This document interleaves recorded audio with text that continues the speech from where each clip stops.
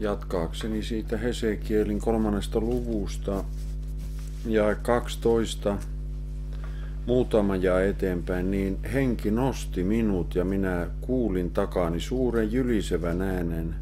Kiitetty olkoon Herran kirkkaus siinä, kussa se on, ja olentojen siipien kohinan, kun ne löivät toisiinsa, samalla pyöräin, jyrinän ja suuren jylisevän äänen, ja henki nosti minut ja otti minut, ja minä kuljin murheellisena henkeni kiivaudessa, ja Herran käsi oli väkevänä minun päälläni. Ja minä tulin Tel Abibin pakkosiirtolaisten tykö, jotka asuivat Kebar-joen varrella, ja siellä, missä he asuivat, minä istuin jäykistyneenä heidän keskuudessaan 7 päivää, mutta 7 päivän kuluttua tuli minulle tämä Herran sana: ihmislapsi, minä olen asettanut sinut Israelin heimolle vartijaksi. Kun kuulet sanan minun suustani, on sinun varoitettava heitä minun puolestani. Tämä nostamisilmiö toistuu tässä samalla aukeamalla ainakin 3 eri kertaa. Se on sanottuna 2. luvun jakeessa 2, se nosti minut. Sen jälkeen hän rupeaa kuulemaan puheääntä. Äsken aloitimme jakeesta 12, niin henki nosti minut, ja jälleen yhdistettynä äänen kuulemiseen. Ja vielä seuraava jae on 14, henki nosti minut ja otti minut, ja minä kuulin murheellisena henkeni kiivaudessa.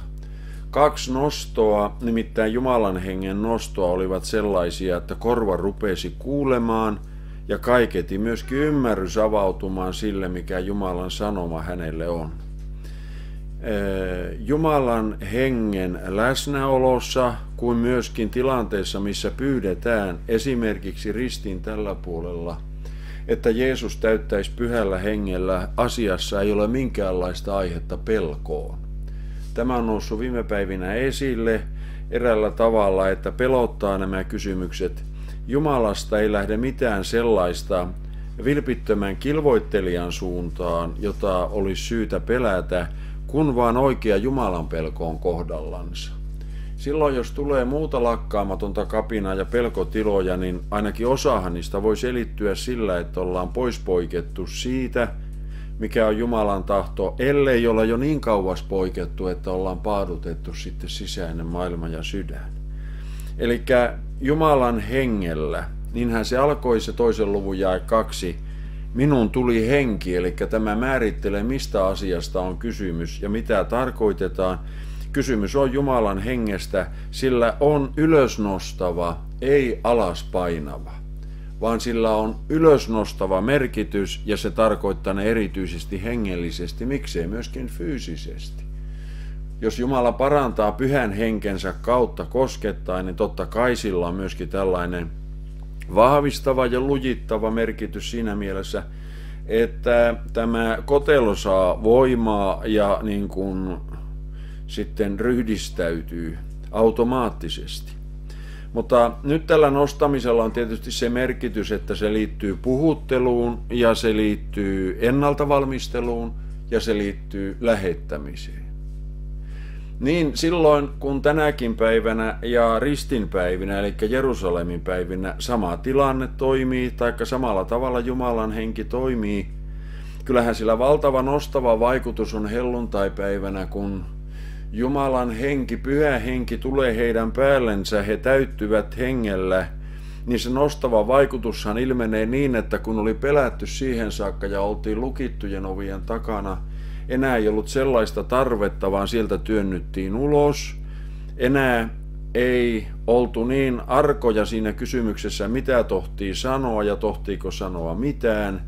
He eivät pitäneet erässäkään vaiheessa henkeään itsellensä minkään arvoisena.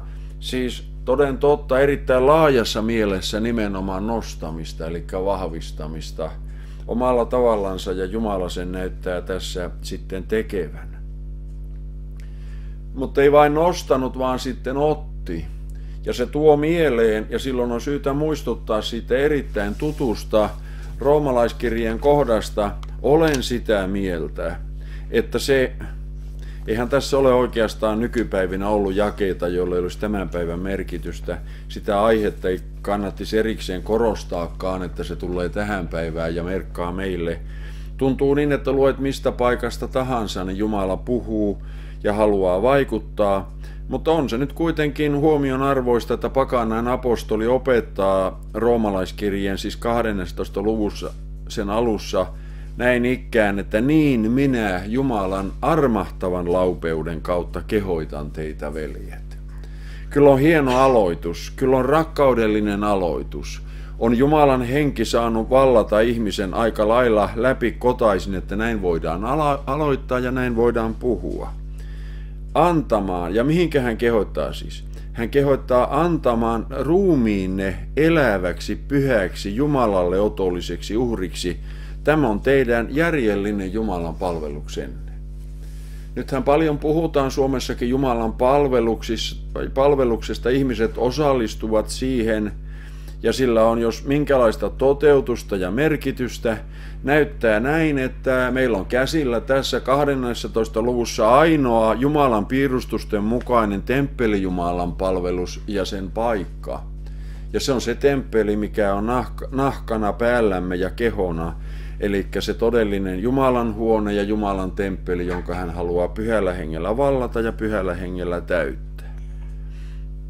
Ja kun näin on, niin kehoitus Jumalan suunnalta on se, että ihmisen pitäisi ymmärtää antaa itsensä.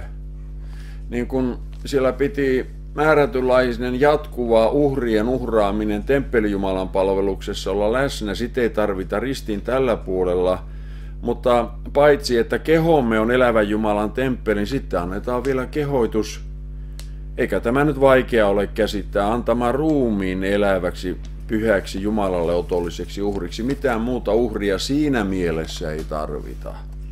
Ja sehän tarkoittanee aika pitkälle tapahtuvaa, ellei kokonaankin antautumista Jumalan tahdolla ja hänen henkensä vietäväksi.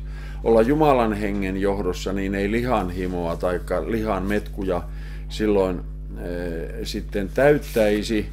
Ja nyt kun sanotaan, tai Hesekiel sanoo, että henki nosti minut ja otti minut, niin kai tämä on yhteydessä siihen edeltävään ja sitä edeltävään jakeeseen, jossa vaikuttaa niin, että ei ole enää olemassa napinaa eikä vastahankaa. On alistuvuus Jumalan tahtoon, mutta siinä on tarvittu tietynlainen vaiheistus ennen kuin tähän on päästy. Ja että se ei ole aivan yksinkertainen asia vanhalle luomukselle suostua siihen, että Jumala ottaa. Ja että minä annan itseni ja ruumiini eläväksi, pyhäksi Jumalalle otolliseksi uhriksi. Joka tapauksessa, jos järkeä saa käyttää, tämä on järjellinen Jumalan palvelus, niin kuin jakeen loppuosa, ja sitten sen asian siinä ilmaisee.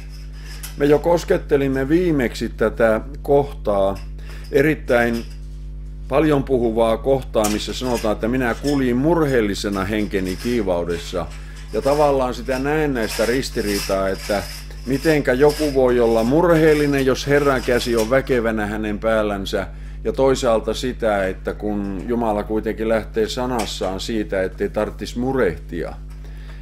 Ei tarvitsisi murehtia mistään muusta kuin synnistä ja elää synnin poispanijana, se on kai semmoinen nyrkkisääntö, mutta onhan se totuus kuitenkin, että ihminen on ihminen, ei sille mitään voi, että ne murheen alhot ja tällaiset kriisit tahtovat vallata monta kertaa sisäisen maailman ja saada sen näköalan aika kapeaksi tai harmajaksi.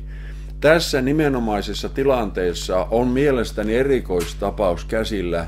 Eli jos sanotaan, että Jumalan käsi on väkevänä hänen päällä, pääsääntö on, että se tuottaa valtavaa iloa ja lepoa ja rauhaa, mutta nyt ollaan niin suuren ongelman kanssa tekemisissä luopuneen kansan kohdalta, joka on siirretty pakkosiirtolaisuuteen Jumalan rangaistustoimenpiteenä.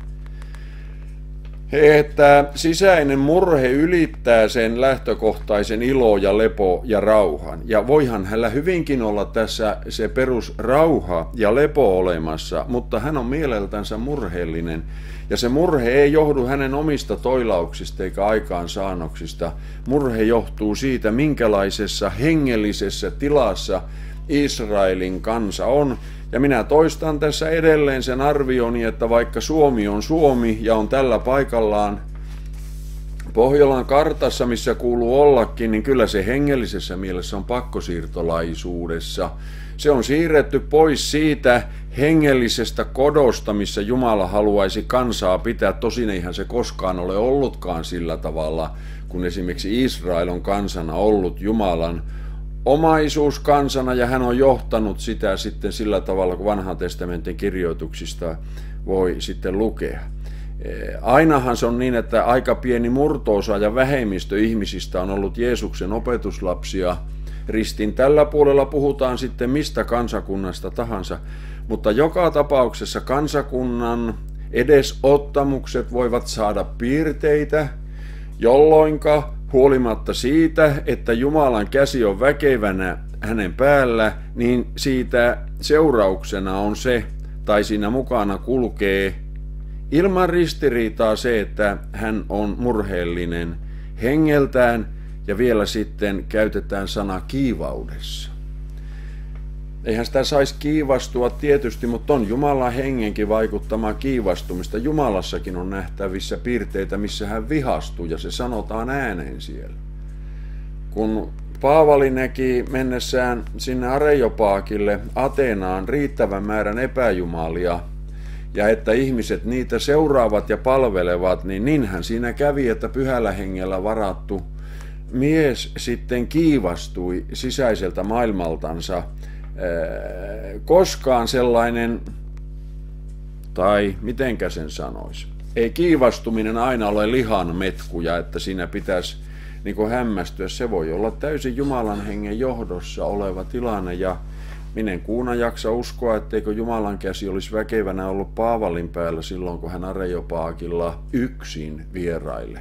Hänellä ei ollut kitarakuoroa matkassa eikä seurakuntaa siinä välittömässä läheisyydessä rukoilemassa. Hän oli valmis antamaan itsensä eläväksi, otolliseksi, pyhäksi, Jumalalle kuuluvaksi uhriksi ja menemään niin kuin suden kitaan. Ja hän halusi etsiä siellä tilaisuutta, mistä pääsee todistamaan näille, ja hänen suunsahan täytettiin, kun hän riittävän kauan siinä oli. Mutta huomion arvoista on siis, että erässä vaiheessa hän kiivastuu, ja häntä kiivastuttaa ympärillään nähtävä sielunvihollisen rehottava toiminta. Ja silloin, kun oikein isojen asioiden kanssa ollaan tekemisissä, ja vaikka Jumala on valmistanut Hesekielin tähän tehtävään, tähän aika vaativaankin tehtävään, jonka hedelmä on loppujen lopuksi, kun lukee koko kirjan, niin aika vähäinen. Se on vain vähäinen. Se tuo meille lohtua tänä aikana, niin kuin olen aiemmin sanonut, että kun on oma havainto se, ja siitähän saa kuulla sivustakin aika ajoittain, että mikä merkitys on teidän opetuksilla ja teidän sanan saarnalla, niin onhan se surkeata, mutta että muuta konstia ei ole, kun on haettava apua vanhoista profeetoista, ja kyllä sitä löytyy Uudenkin testamentin puolelta, ettei se aina mene 3000 henkilöä kerrallaan. On aikoja, jotka ovat kuivia aikoja, jos ei kannata ruveta tekemään ristittyjä tai Jeesuksen seuraajia, vaan täytyy luottaa, että Jumala tekee silloin, kun aika on kypsä ja silloin, kun valmistukset ovat hänen suunnaltansa riittävät. Mutta hyvin kuvaavaa siis ongelman syvyydelle, kun omaisuuskansalle ei mikään enää muu auta kuin, että pitää siirtää pakkosiirtolaisuuteen. Tel Abibiin, siis ollaan Kebarjoen varrella, niin kun hän tapaa tämän joukon, ja hän on varmaan hengessään vakuuttunut siitä, kun Jumalan henki on 3 kertaa nostanut hänet ja valtuuttanut, että hän on Jumalan lähettämän, hänellä ei ole mitään sanomista näille. Hänet on valmistettu ja hänet on lähetetty. Tämä on huomionarvoinen asia.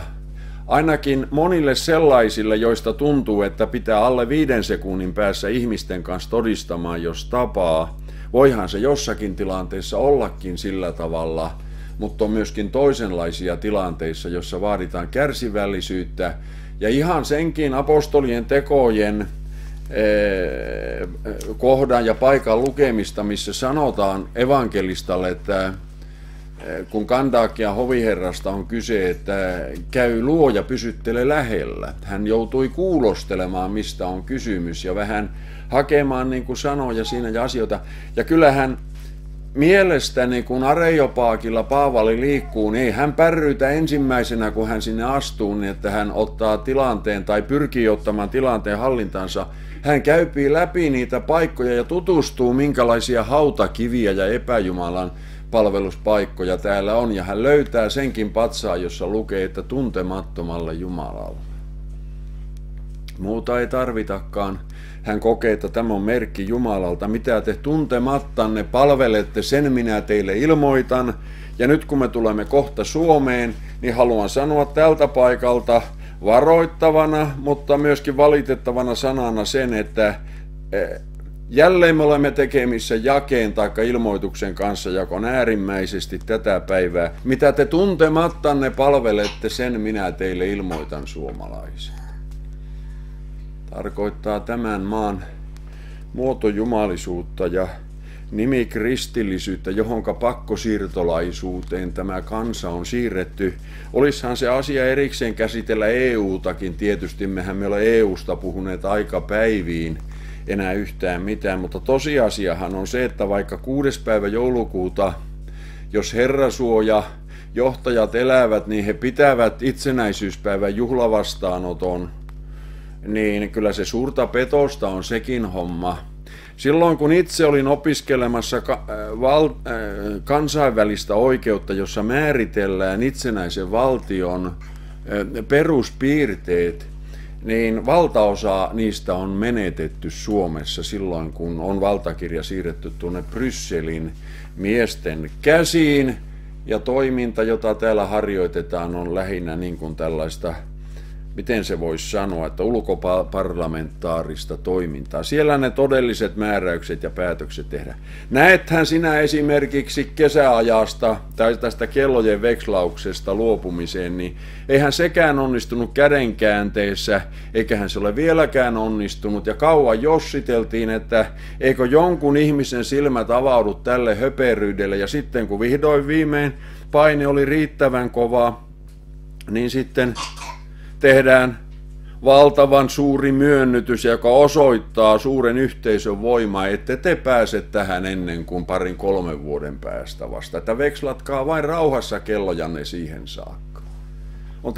On tämä jotenkin niin järjetöntä tämä pakkosiirtolaisuus tässä Keparjoen varressa, missä me täällä elämme. Ja senpä vuoksi sanonkin, sisaret ja veljet, että se vaikutus, mikä Hesekielissä oli, jos sitä nyt vähänkin uskaltaa tarkata, mitä Suomi pitää sisällänsä ja Ruotsikin, niin vaikka kuinka väkevänä olisi Jumalan henki sinun ja minun päällä, niin tuppaa varmaan murehduttamaan ja vielä hengen kiivaudessa, vai oletko toista mieltä? Ainakin minä ajoittain aika monestikin koen juuri tällaista. Ja sitten vielä se, että on niin tyrmistynyt siitä, että kun Jumalan puhdas sana ei tepsi eikä tehoa, ihmiset siis ovat kovaotsaisia niskurikansaa, niin kuin me olemme viime päivinä täältä lukeneet, korvansa tukkineet ja silmänsä ummistaneet, ja se kyllä johtaa siihen, että monesti joutuu vain toteamaan, että ei auta kuin istua ja olla jäykistyneenä. Mitä sanoa ihmisille, jotka tässä pakkosiirtolaisuudessa mukaan pitävät olevansa kristittyjä ja ovat menossa taivaaseen. Eli syytä murheeseen ja syytä jäykistymiseen on tänä päivänä ihan riittävästi kaikilla meillä, jos nämä ongelmat halutaan oikein käsittää, jotka ympärillämme tällä hetkellä ovat. No, harvoin tulee lakia luettua, mutta nyt on sen paikka. Rikoslain 11. luku. Ja sieltä jae 10. Tänä päivänähän valmistellaan lainsäädäntöä vihapuheita vastaan. Minä odotan vähän sydän tykyttäen, mitä sieltä tulee. Minulla on semmoinen paha pito tunnossani, että käy niin, että vaikkei sitä myönnetä, niin sananvapaus, ainakin määrätynlainen sananvapaus, tulee olennaisesti rajoittumaan ja sen päälle käydään. Ja tällä hetkellä, kun sitä vihamääritelmää ja sitä lainsäädäntöä odotellaan, se on varmaan seuraavan hallituksen työpöydällä, niin me luemme täältä 10. pykälän tuosta rikoslain äsken mainitusta luvusta, jonka otsikko on, tämä on siis voimassa olevaa lainsäädäntöä, kiihottaminen kansanryhmää vastaan. Se on voimassa olevaa lainsäädäntöä. Kuuntele, kun luen, mitä sanotaan. Minä olen huolissani jo tällä hetkellä tästä tekstistä, ja kun oletan, että kun vihapuheita ja asenteita päästään määrittelemään, ja ainahan politiikka määrittelee ne asiat, kuinka ne ovat, niin tilanne vain hankaloituu ja kiristyy tässä, ja on sitä kireyttä tässäkin riittävästi. Kuuntelepas. Joka asettaa yleisön saataville tai muuten yleisön keskuuteen levittää tai pitää yleisön saatavilla, jota käsittää siis nettisivut ja YouTube esimerkiksi. Mitä sinne yleisön saataville? Tiedon, mielipiteen tai muun viestin, jossa uhataan, panetellaan tai solvataan jotakin ryhmää rotun, ihonvärin, syntyperään, kansallisen tai etnisen alkuperään, uskonnon tai vakaumuksen, seksuaalisen suuntautumisen tai vammaisuuden perusteella tai niihin rinnastettavalla muulla tavalla, on tuomittava kiihottamisesta kansanryhmää vastaan sakkoon tai vankeuteen enintään 2 vuodeksi. No, tätähän on koeponnistettu viime vuosien aikana, lainvoimaisia tuomioita on tullut, ja nyt para-aikaa, kun tämä vaalikampanja on käynnissä, niin eräs ehdokashan tuolla Oulussa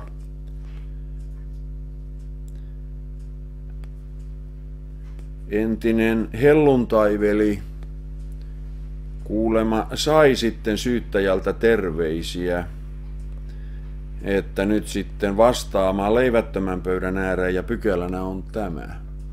Mikä tässä on ongelmallista? Tässä on ongelmallista se, että on sellaista tekstiä, johon pystytään panemaan aika laaja sisältö vähän tilanteesta riippuen. Nimittäin kun yleisön keskuuteen levitetään ja pidetään saatavilla, se ei ole vielä ongelma.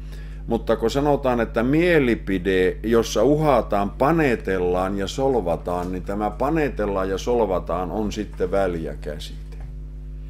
Ja sille pystytään aina laittamaan sisältö vähän sieltä käsi, mitenkä se uhri sen kokee. Ja tiedätkö, että jos esimerkiksi maahanmuuttajilta, ja enkä nyt kiihota mitään ryhmää vastaan, jos maahanmuuttajilta kysytään, kun sanotaan esimerkiksi, että Koranin yksi keskeinen sanoma on se, että elleivät käänny, niin kuolema toisuskovalle.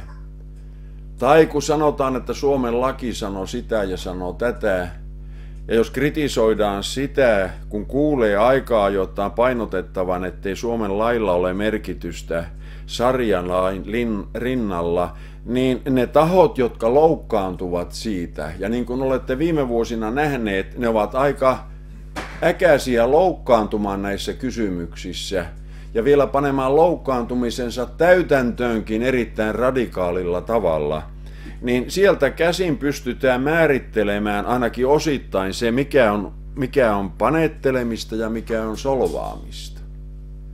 Taikka vedän sen kotimaiselle tasolle, jos tässä maassa sanotaan, että sakramenttiteollisuuden seurauksena ihmiset menevät helvettiin, vaikka mitä temppuja tekisivät ennen arkkua taikka sen aikana tai siellä sisällä ollessaan, niin joku ihminen voi sanoa, että tämä on selkeätä panettelua puhdasta luterilaisuutta vastaan, jonka kynsissä on eletty 100 vuodet, ja tässä solvataan ja painostetaan nimenomaan uskontoa ja vakaumusta, Ja sen jälkeen nähdään, mitä tuomioistuin tästä asiasta sanoo.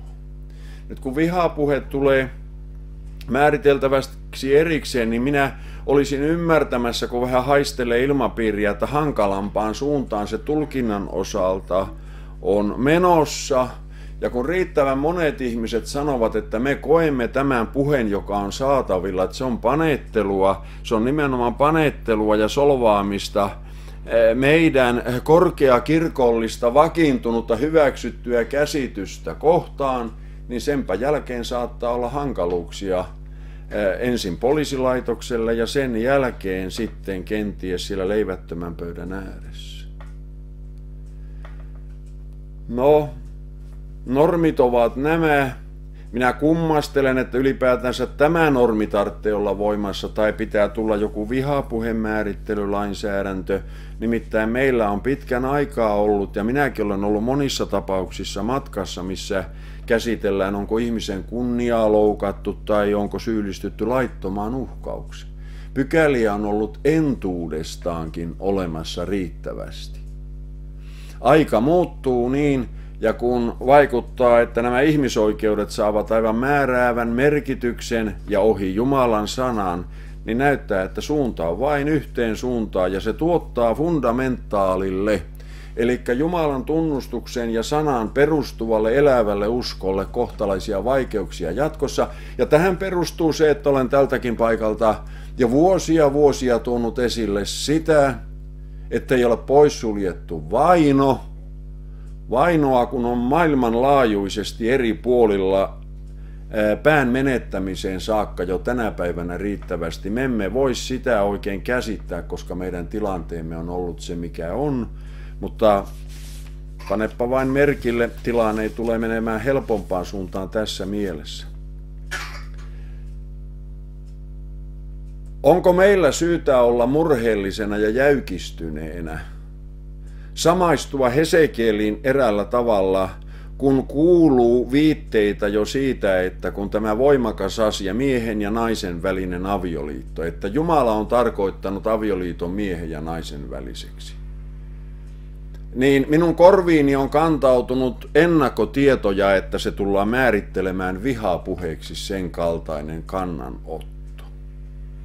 Puhumattakaan ulkomaalaisista, jos sanotaan, että ei tarvitse paljon Korania lukea, kun ymmärtää, mikä lopullinen suuri ilmoitus siellä on. Siellä ei puhuta Raamatun Jumalasta, vaikka media Suomessa haluaa yhdistää nämä asiat merkillisellä tavalla niin, että aina Allah käännetään, tai kun sanotaan, niin sitä jo lainataan Jumalana. Siellä on yksi selkeä ilmoitus riittävän monessa kohtaa. Olen minäkin sitä lukenut, kuolema toisuskovalle, ja se kohdistuu erityisesti juutalaisiin tänä päivänä käytännössä, mutta siinä on veitsenterällä myöskin Jeesuksen seuraajat, eli niin sanotut kristityt. Tyttö-poika-asetelma on tietysti vielä oma lukunsa. Minä en tiedä, miten se vihapuheisiin tulee liittymään, mutta se on selvää. Eikä tarvitse olla mikään yhteiskuntatieteilijä, kun käsittää, että tässä maassa jyrätään isolla pillarilla sellaista oppia ja aivopesua ja manipulointia, jos ei olekaan tyttöä eikä poikaa. Ja tässä ollaan aika arkoja tässä asiassa ja on tahoja, jotka pitävät kyllä huolen siitä, että yhä enemmän vähenee näiden termien käyttö. Vessojahan ollaan jo saneeraamassa tietynlaiseen kuntoon ja soveltuvin osinhan se on jo käytännössä Helsingin seudulla juuri tällaiset yhteisjutut.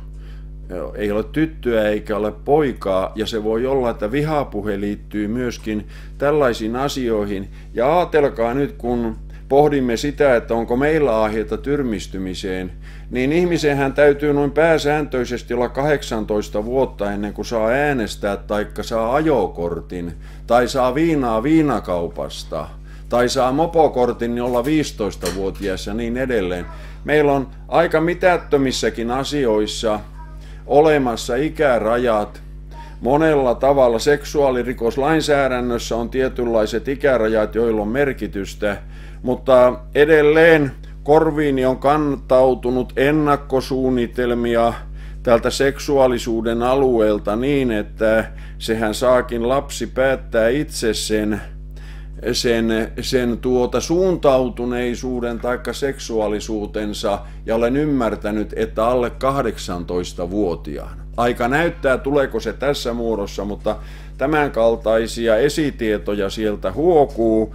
Eli me alamme olemaan tänä päivänä täällä, kun 18 ikävuotta vaaditaan tällaisissa äänestämiskysymyksissä, niin ajattelepa, kuinka ihmisen perustava laatua olevalla tavalla vaikuttavassa asiassa näyttää, että mennään tilanteeseen, missä tämä liberaali linjaus johtaa siihen, että selvästi tuon ikärajan alla saadaan määritellä asioita, joidenka hinta on kova ja hedelmä on sitten peruuttamaton eräällä tavalla. Mielestäni, tämä on tietysti minun mielipide, mutta mielestäni me olemme pidemmällä kuin Lootin aikana tänä päivänä. Jeesus on sanonut, että kun hän tulee takaisin, niin vallitsevat tilanteet, jotka olivat ominaisia muun muassa Lootin ajalle, tänä päivänä esimerkiksi tämä yksityiskohta vain mainittuna, niin kyllähän se huolta synnyttää niin, että vaikka kuinka väkevänä on Jumalan käsi sinun päällä ja elät hengenvoimaista elämää, niin on kummaillet murehdi. Ja ellei se johda aikaa jotta jäykistymiseenkin, että mitä tässä oikeastaan on. Mainittakoon vai saako mainita vielä, että nyt kun tuli se pedofilia-rinki tässä viikko 2 sitten esille, niin kuinka monesti on tältä paikalta jo vuosia sitten varoitettu, että Lootin aikana selvästi mies miehen kanssa pitää sisällään väkivaltaisia piirteitä. Se ei ole lainkaan rakkautta, vaan sillä näyttäisi olevan piirteitä, jotka ovat jotain muuta kuin rakkautta. Pitääkö tämäkin tie kokeilla loppuun saakka ennen kuin ymmärretään? Kyllä meillä riittävästi huolta on samaistua ainakin joltakin osin monta tuhatta vuotta vanhaan Hesekielin kirjoitukseen tältä osin vallankin, kun tulemme näkemään, että sellainen vapaa julistaminen, mikä vielä nyt näyttää jossakin mielessä olevan mahdollista, niin se tulee kaventumaan, sanan vapaus kaventuu, se on jo kaventunut tänä päivänä, pitää olla tarkka, ettei kiihota kansanryhmää vastaan, pitää olla tarkka, ettei loukkaa ihmistä niin, että pääsee kunnianloukkaussyytteeseen. Ei sitä voi niin vain passitella noin, jos tällaista ilmaisua voi käyttää ihmisiä helvettiinkään. Riittää, että he tulevat ja sanovat, että me koemme, että te aina passittelette meitä kadotukseen, niin siinähän voi olla hätää riittävästi, että mitenkäs me siitä uimme sitten ulos, kun ruvetaan edesvastuun perään kysymään. No niin, tämä nyt oli poikkeuksellinen kannanotto, mutta minä halusin vain ottaa muutaman esimerkin. Paljon muutakin olisi ollut. 1 tunti ei olisi riittänyt, jos minä luettelen kaikkia tyrmistymisen tai murheellisena olemisen tai jäykistymisen aiheita, mitä ympärillä tapahtuu, mutta kai nämä muutamat yksityiskohdat riittävät osoittamaan, että eihän tässä leikkiä pelata eikä aivan pienistä asioista ole kysymys. Minä istuin jäykistyneenä heidän keskuudessaan 7 päivää ja sen lisäksi hän oli murheellisena.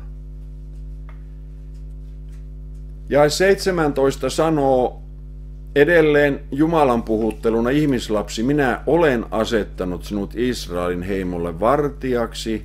Kun kuulet sanan minun suustani, on sinun varoitettava heitä minun puolestani. Me jo aiemmin kävimme täällä läpi Timoteuskirjeen, 1. Timoteuskirjeen 4. luvun muutamia jakeita, samoin kuin toisen kirjeen 4. luvun muutamia jakeita, mutta minäpä kertaan tai luen lisää jakeita 1. Timoteuskirjeen 4. luvusta, muun muassa jakeen 11.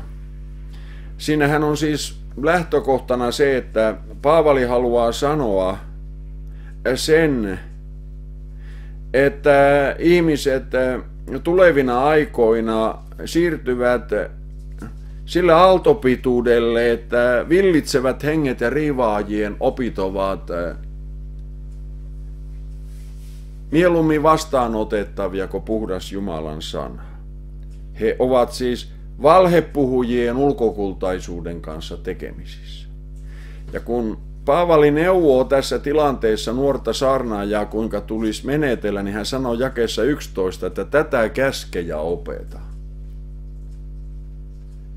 Ei lainkaan 7 hyvää ja 8 kaunista, vaan tätä käske ja opeta, ja 13 sanoo, tai itse asiassa siinä vahvistetaan vielä sanansaattaja 12 jakeessa, älköön kukaan nuoruuttasi katsoko ylen, vaan ole sinä uskovaisten esikuva puheessa, vaelluksessa, rakkaudessa, uskossa, puhtaudessa. Tässä sanottiin muuten sana uskovainen. Eiköhän sekin ole joku tämän ajan merkki, joka pitäisi viedä meitä tyrmistykseen, että yhä enemmän puhutaan kristityistä. Valtavasti puhutaan sähköisessä mediassa kristitty, kristitty ja kristitty. Se on sana, joka on 3 kertaa Uuden testamentin puolella ja se on pilkka nimitys siellä. Miksi ei puhuta uskovaisista? Kun Elia sanoo kansalle, että kuinka kauan te onnutte, niin sen perusilmoitus on, että kuinka kauan te keijaatte 2 valinnan välillä. Muoto jumalinen keijaa nimenomaan 2 valinnan välillä. Se olisi paljon selkeämpää, kun on selvästi sitä, mitä on. On uskovainen ja Jeesuksen seuraaja tai sitten ei. Mutta että soveltuvin osin harrastella muutamilta yksityiskohdiltaan uskonnollista metodia ja menetelmää, niin se on juuri sitä ontumista, eikä rohjeta tehdä valintaa, joka olisi selkeä, joka johtaisi siihen, että on uskovainen. Eikö ole mieluinen sana, että olla uskovainen ja uskovainen Jeesukseen? Olla opetuslapsi. Juuri lähteissä katsoin 5 minuuttia Derek Princein opetusta. Eihän hän Jumala tietysti ole, mutta kyllähän muutamia asioita ymmärtää keskiverto meikäläistä paremmin, sen olen havainnut. Niin hän sanoi, kun hän opetti Matteuksen evankeliumin 28 luvun jakeesta, oliko se 18 vai 19, joka liittyy lähetyskäskyyn, että tämä kokonaisuus huomioiden, niin ei sellainen ihminen, jota ei ole kastettu, ole opetuslapsi. Jos haluaa olla opetuslapsi, niin ensi töikseen pitää antaa kastaa itsensä. Onko tämä vihapuhetta tai kiihotanko minä jotakin Lutheria vastaan nyt? En, vaan Jumalan sanassa se asia on tällä tavalla ja meidän täytyisi näissä termivalinnoissakin käyttää termejä, jotka vastaavat todellisuutta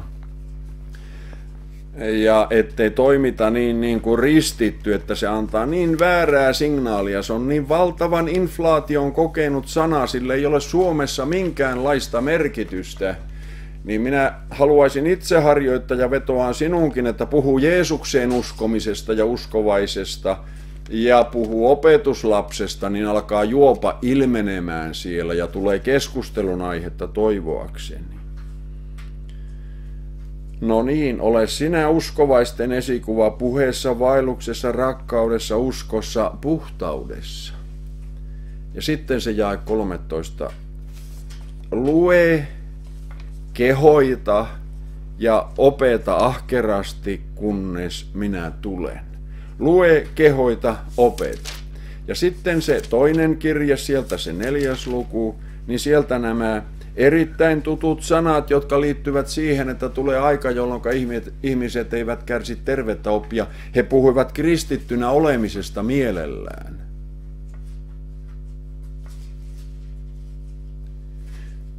Niin annetaan sitten neuvo, että, ja tämä me luimmekin silloin kerta pari taaksepäin, sanaa astu esiin sopivalla ja sopimattomalla ajalla, ja nyt tarkkaa aistejasi ja kuuntele perille saakka, nuhtele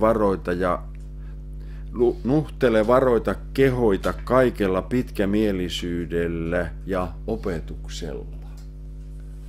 Mielestäni, vaikka on paljon sivuja välissä ja paljon vuosia, tuhansia vuosia, satoja vuosia, niin äsken luettu Paavalin opetus yhtä pitää sen kanssa, mikä Hesekielin vaikutelma on täällä, nimittäin kun 17 jae antaa neuvon, että kun kuulet sanan minun suustani, on sinun varoitettava heitä minun puolestani.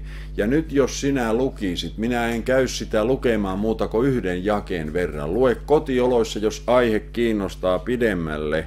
Mutta täällähän on äärimmäisen vakavaa ilmoitusta, eikä ristiriidassa uustestamentillisen ilmoituksen kanssa. Jos minä sanon jumalattomalle, sinun on kuolemalla kuoltava, mutta sinä et häntä varoita.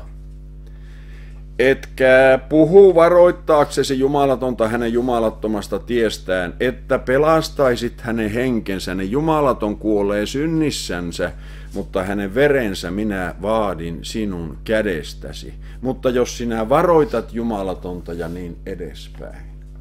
Jos Paavali sanoo, lue, kehoita ja varoita, tai mitä sanottiin ensimmäisessä kirjeessä, niin kai se nyt on yhtä pitävä tämän ilmoituksen kanssa. Ja sillä minä näin vaivaa lainsäädännöstä lähtien, että minä kuvasin sinulle, jos sinulta puuttuu sanomisen kohteet tai esirukoilun kohteet tänä aikana, niin että pääsisit näkemään, että kyllähän me pakkosiirtolaisuudessa olemme, tai ainakin vastaavan kaltaisten ongelmien kanssa, jotka johtavat pakkosiirtolaisuuteen siirtoon. Ja meidän tehtävämme vaikuttaisi olevan vähän samanlainen kuin täälläkin, eikä aivan vähän, vaan nimenomaan. Nyt sitten siellä jakeessa 22 Jumala taas vahvistaa tehtävää vaikea ja hankala, niin kuin se on muotojumalisen Suomenkin kohdalla, niin siellä vahvistetaan tätä sanansaattajaa taikka tulevaa sanansaattajaa sanoen, Herran käsi tuli siellä minun päälleni ja hän sanoi minulle, nouse ja mene laaksoon. Nouse ja mene laaksoon, niin minä siellä puhuttelen sinua. Niin minä nousin ja menin laaksoon ja katso, siellä seisoi Herran kirkkaus.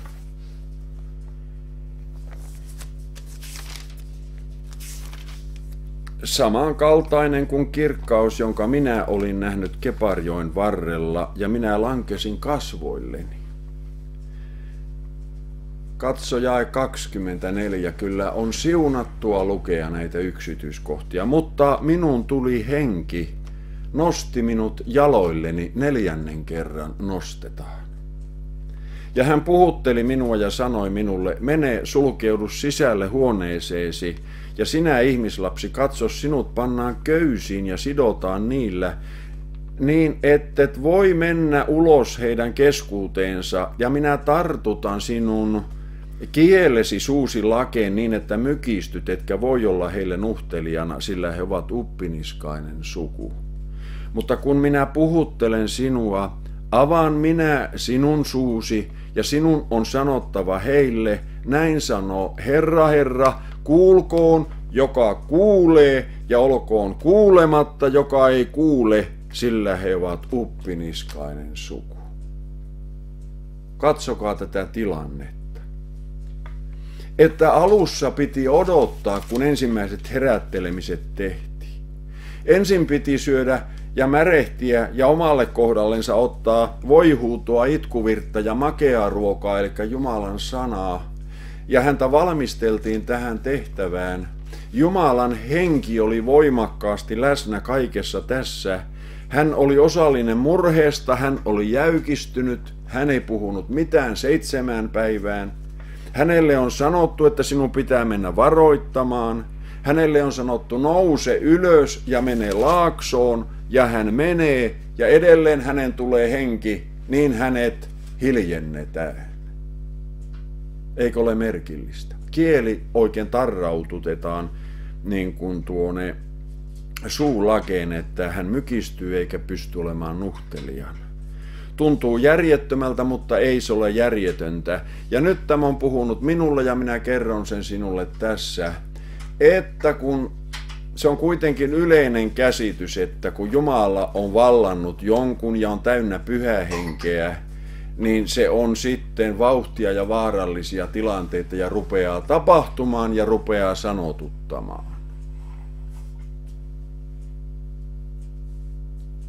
Että niin kuin kieli puhuu ja paljon.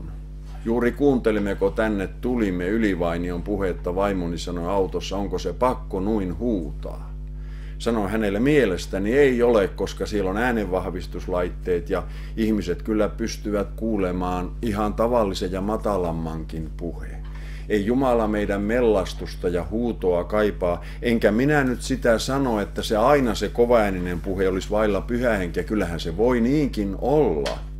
Mutta kun puhutaan Jumalan hengestä, sisaret ja veljet, kyllä kai tämä viimekertainen ja tämänpäiväinen tutkielmamme on osoittanut sen, että ihmisen päällä on Jumalan käsi väkevänä, hän on Pyhän Hengen valtaamana, hän pystyy istumaan 7 päivää ilman, ettei hän lyö ainoatakaan kertaa Raamatulla päähän, hän vain odottaa Jumalan ilmoitusta, koska sinä avaat minun suuni, hän saa välissä jälleen uutta voimaa, valtuutusta ja neuvoa Jumalalta, ja sitten sanotaan, että sinut pannaan köysiin ja sulkeudu omaan huoneeseesi. Tämä tarkoittaa sitä, että Jumalan Pyhän Hengen voimassa pystyy olemaan kärsivällinen ja pidättyväinenkin. Se on lihasta monesti, kun tuntuu, että täytyy päräyttää ja että jotakin täytyisi tehdä. Se vaatii erityisesti Jumalan voimaa, että olla paikallaan ja odottaa. Kun se psalminlaulaja psalmissa 42 kousaa itseänsä ja sanoo, että miksikä olet sielu minussa niin levoton, odota Jumalaa. Vielä minä saan kiittää häntä, minun sydämeni apua ja kasvojeni apua, niin sielläkin edellytetään ja tavallaan haetaan sitä, että Jumala vaikuttaisi voimassa niin, että kykenisi olemaan paikallaan. Ja se onkin niin, että Jumalan todellista voimaa edellyttää monta kertaa suuri hiljaisuus ja omien suunnitelmien romuttuminen. Piti odottaa, piti ensin olla jäykistyneenä, piti olla hiljaa 7 päivää, sitten sanottiin ohjeet. Taas vahvistettiin Pyhän Hengen voiman kautta ja aina vain piti olla hiljaa. Sisaret ja veljet, tehtävä oli niin yliluonnollisesti mahdoton, että piti käydä tällainen valmistautumisprosessi läpi. Ennen kuin tullaan jakeeseen 27, minä avaan sinun suusi. Ja silloin kun hän avaa ihmisen suun, ei tarvita kuin yksi ihminen. Niin he tulevat tietämään, että profeetta on ollut heidän keskellänsä, huolimatta siitä kääntyvätkö vaiko eivät. Eihän tämä anna kovin paljon hedelmätoivoa, kun sanotaan kuulkoon, joka kuulee, ja olkoon kuulematta, joka ei kuule.